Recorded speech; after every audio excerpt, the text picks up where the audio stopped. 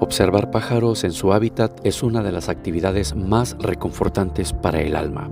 Solamente se requiere un pequeño segmento del día, el entusiasmo por vivir la experiencia y la necesaria dosis de silencio que respeta a estos seres maravillosos. A simple vista, la recreación está garantizada.